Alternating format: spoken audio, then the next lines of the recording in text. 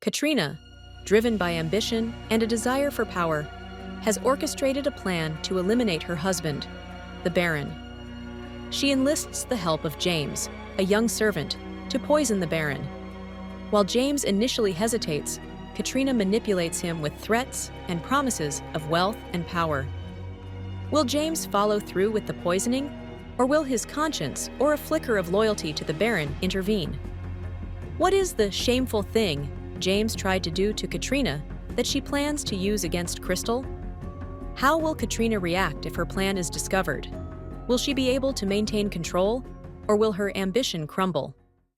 I am too old to be dealing with all of this, Desmond muttered as he waltzed into his bedroom the next day. William made him stay the night to have drinks and brought a few women from the red light district to entertain them. No matter how many times he mentioned going home, William ignored him, and eventually, morning was upon them. This is the shock of the century. 2 powerful men are fighting over Alessandra. What is there not to like about Kate? Where on earth is this woman? He looked around the empty bedroom for his wife. At this time, Katrina would now be waking up. Desmond took a seat on the edge of the bed to take off his boots.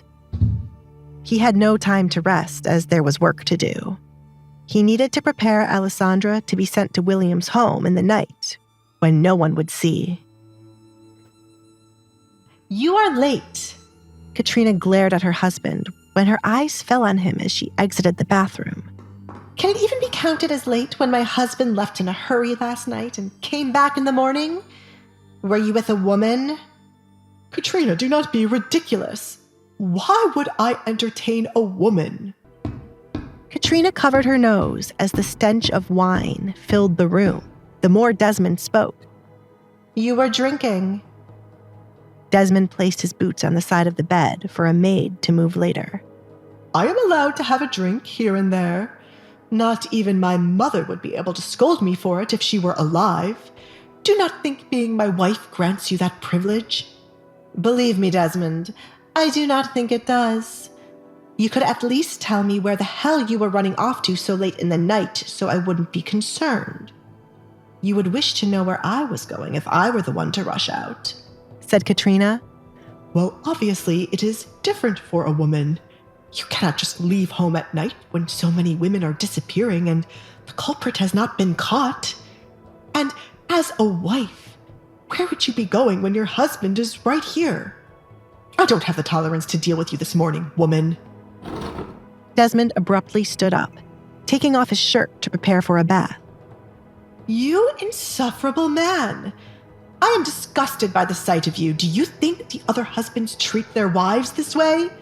Katrina exclaimed, annoyed with the constant secrecy on Desmond's end. I would not know since I do not think about them. I have a lot on my mind, and the last thing I need is you yelling at me as soon as I arrive home. Give me a break. Desmond sighed, sitting back down on the bed to rest his head in the palm of his hands. I have found myself in trouble. Then tell me what is happening so I can share your burden. That is why I am upset with you. Katrina walked to the bed and sat down next to him. She was curious to know what had happened between him and William. She ran her hand up and down his back to calm his nerves. Talk to me, my sweet husband. We have to send her away tonight. Alessandra, I mean. William wishes to take her, and then he would give us more money for this exchange, or have my neck if she does not go with him. Do you see why I have no time to argue with you? Desmond looked at his wife. Then we shall give her to him and take the money. Katrina did not see what was so difficult for him to be in this state. The air hung heavy with unspoken anxieties.